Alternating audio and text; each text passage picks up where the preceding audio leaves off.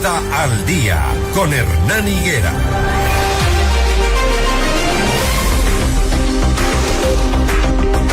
6:48 a.m, la Asamblea, a través de un comunicado, acusó a la Corte Constitucional de reducir los plazos legales para que el legislativo presente su defensa respecto a leyes que enfrentan demandas. De su lado, el Ejecutivo solicitó a la Corte diferir la audiencia para tratar las demandas de inconstitucionalidad contra la Ley Orgánica de Integridad Pública, que está prevista para el próximo lunes 18 de agosto. Doctor Enrique Herrería, muy buenos días. Bienvenido a Notimundo al Día. Buenos días, Hernán. Muy gentil por su invitación. Doctor, ¿cuál es su análisis después de la marcha del gobierno hacia la Corte Constitucional? Usted en algún momento había dicho que la función ejecutiva está presentando proyectos de ley manifiestamente inconstitucionales, una función legislativa de igual naturaleza que incluso incrementan los vicios de inconstitucionalidad, y que también tenemos una Corte Constitucional miedosa, pusilánime, dice, y lo que va a precipitar una crisis no solamente jurídica, sino política, que es lo que estamos viviendo en este momento. Sí, no intento ser agorero del desastre, pero me atrevería a una aproximación a lo que está ocurriendo. La primera es que los actos y las decisiones de gobierno, y además en general de toda institución de orden público, tiene que tener consecuencias positivas, tiene que traer consigo bienestar para la colectividad. La marcha de ayer del señor presidente de la República no arroja ningún resultado de esa naturaleza. Estamos viendo que podríamos calificarla de estéril, la marcha.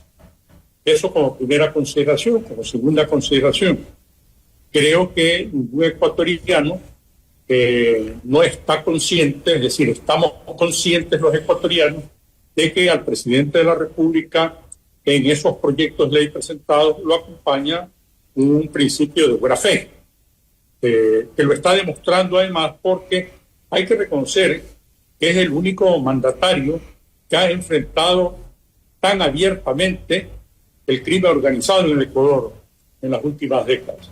Por lo tanto, eso de ahí es loable, es plausible en favor del primer mandatario. Pero las secuelas de la presentación de esos proyectos de ley no ha sido la mejor. ¿Por qué razón? Porque ya lo hemos conversado con usted y en múltiples medios de comunicación, porque los proyectos de ley adolecían de vicios de inconstitucionalidad. Para referirnos solamente a lo formal, y afectaban el principio de unidad de materia que está establecido en la Constitución para todas las leyes, no solamente para las de urgencia económica, sino también para las de trámite ordinario.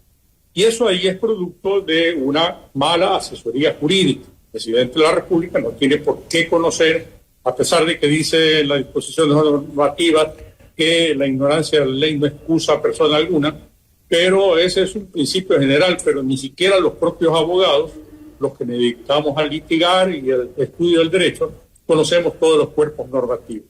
Más aún un presidente de la República que no tiene esa especialización. Por lo tanto, lo deseable sería que el presidente tenga en su entorno abogados con experiencia y además que tiene la obligación moral de decirle al señor presidente, este no es el procedimiento adecuado. Parece que eso no ocurre, no lo asesoran debidamente. Y cuando llegan esos cuerpos legales, como hemos visto en la Asamblea Nacional, en ese momento lo empeoran. ¿Cuál es la consecuencia? Absolutamente predecible. Si uno revisa los precedentes de la Corte Constitucional, iban a dictarse estas medidas cautelares sobre la parte nuclear de esos proyectos. Es decir, ya no abonan a la intención del presidente del combate frente al crimen organizado. Y por otro, para responder a su otra inquietud, es perfectamente posible que la Corte Constitucional acepte el pedido de diferimiento que ha presentado el presidente de la República de la audiencia que presuntamente se iba a realizar el día lunes, ya que en eso tiene razón el presidente, se han abreviado los términos de ley para poder realizar la audiencia. Y lo entiendo yo además, lo entiendo perfectamente bien que la Corte, con su intención de priorizar la causa, no cumplió todas estas etapas, que además no son de carácter obligatorio, no están escritos en piedra. Primero es que cuando se califica se puede ver que hay algún vacío y se solicita que se aclare o amplíe la acción de inconstitucionalidad por un término máximo de 5 días. Posteriormente hay 15 días para distribuir el proyecto para presentar el pedido, distribuirlo a ese auto a los sujetos procesales. Luego hay que elaborar un proyecto, el proyecto se reparte entre los demás miembros de jueces de la Corte Constitucional, ellos tienen unos 10 días adicionales para presentar sus observaciones. Es decir, es un término que se puede prolongar hasta 2 o 3 meses. En este caso la Corte ha abreviado por la importancia de los temas, pero es perfectamente posible que acepten el pedido de diferimiento del presidente y que ya no se lo haga el próximo día lunes, sino que se le pueden conceder, 5 o 8 días adicionales. Además. Ahora, en este proceso de los actos del gobierno, los últimos, a los que usted califica como estériles, hay un agravante en esta relación interinstitucional, me refiero entre el Ejecutivo y la Corte Constitucional, porque no está bien pues exhibir los rostros y los nombres de los jueces de la Corte Constitucional, responsabilizándolos de la inseguridad del país porque objetaron algunos temas que ya nacieron con inconstitucionalidades, como usted lo dice. Esa estrategia, ¿cómo la mira usted como ex juez de la Corte Constitucional? Me parece que es un error del Ejecutivo. No, bueno, el Ejecutivo dice que ellos no han puesto esas pancartas, que son particulares. Bueno, de los particulares es un error porque la Corte Constitucional no solamente resuelve en asuntos de carácter político, también a través de las acciones extraordinarias de protección resuelve sobre asuntos de naturaleza penal. Y exhibir los rostros de los jueces de la Corte Constitucional hace que grupos que estén en descontento con las decisiones de la Corte Constitucional pudieran afectar su integridad, pero mucho más grave todavía. Los jueces tienen familia y hay que cuidar a todos los ecuatorianos, particularmente a los inocentes. Los jueces pueden cometer errores, pero no tienen por qué ser víctimas de los errores de los jueces, los miembros de su núcleo familiar. Me parece que es un error. Aspiro yo que se haya rectificado de inmediato. Esas pancartas deben desaparecer de las calles de Quito, de cualquier lugar del país donde se encuentren, y propiciar. Ya, le doy una impresión, Hernán, de mi parte. Claro, doctor. Usted va a decir, no era lo deseable o alguien me puede reprochar. Pero en el evento de lo que ocurrió con la presencia del señor presidente afuera de la Corte, si yo hubiera estado al frente de la Corte Constitucional, yo hubiera bajado solo, sin que me acompañen mis compañeros, y lo hubiera invitado al señor presidente de la República a un diálogo. Creo que esa necesidad de acercamiento constituye un signo de madurez que debe ser de parte de la Corte Constitucional y también del señor presidente de la República, porque el país no puede estar en esta incertidumbre de tener enfrentados la función ejecutiva con la función legislativa frente a un órgano jurisdiccional como es la Corte. Pero ojalá pero en el entorno exista una iniciativa en ese sentido. Pero si a usted le plantean casi en escasas horas antes de que la Corte Constitucional y sus jueces vayan a juicio político en la Asamblea, ¿habría hecho lo mismo? ¿Habría bajado a conversar con el presidente? Es que no es inminente el juicio político.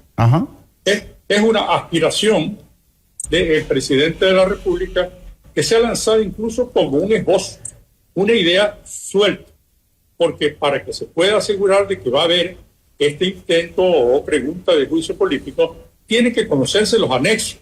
Y no hay tal cosa, no solamente sobre esa pregunta, sino sobre la totalidad de las 7 preguntas. Pero ahí se ha discutido la intención del presidente, más allá de la pregunta en sí, la intención de someter a los jueces constitucionales a juicio político. Y ya sabemos en la historia ecuatoriana lo que ha pasado cuando se ha enjuiciado a los miembros de la Corte, del entonces Tribunal Constitucional. Yo estoy en desacuerdo con el juicio político a los magistrados de la Corte Constitucional por una razón elemental que podemos ahondar en el análisis jurídico. Porque imaginémonos cada vez que haya una mayoría parlamentaria que expida un cuerpo normativo que vaya a contrariar los principios constitucionales, si la Corte Constitucional está en desacuerdo con esa ley que ha expedido la Asamblea Nacional, los van a llamar a juicio político. ¿Y eso qué constituye? Eso lo que hace es abonar al clima de inestabilidad política, agrava esta percepción de inseguridad jurídica que tiene el país. Y eso de ahí tiene como consecuencia grave para los ecuatorianos que ahuyenta la inversión, no solamente la extranjera, ahuyenta la inversión nacional, porque cuando vemos que hay inestabilidad política, no hay quien invierta un centavo. Mire usted, por ejemplo, le voy a poner un ejemplo brevísimo sobre el Perú. El Perú tiene los llamados decretos ley, lo cual permite que en el Perú cambian cada 6 meses, a veces cada 1 año, 2 años, los presidentes de la República, se caen los parlamentos, pero como los inversionistas tienen la certeza de que en el momento en que hicieron la inversión, no hay forma alguna que se le impongan nuevos tributos, que hayan recaudos emergentes, de que les cambien las reglas del juego. Hay inversión extranjera y se quedan. Mientras el año pasado hubieron 6.000 millones de dólares de inversión en el Perú, nosotros apenas tuvimos 230 millones de dólares. Esa es la gran diferencia. Mientras haya este clima de confrontación, no vendrá un centavo al Ecuador. Muy bien, doctor, le agradezco muchísimo por su tiempo. El doctor Enrique Herrería, ex juez de la Corte Constitucional, haciendo el análisis sobre el tema de la polémica entre el Ejecutivo y el organismo. Veamos qué pasa cuando se acepte o no el pedido del Ejecutivo a la Corte Constitucional. Doctor, le agradezco, que tenga un buen día. Buen día, Hernán. Gracias.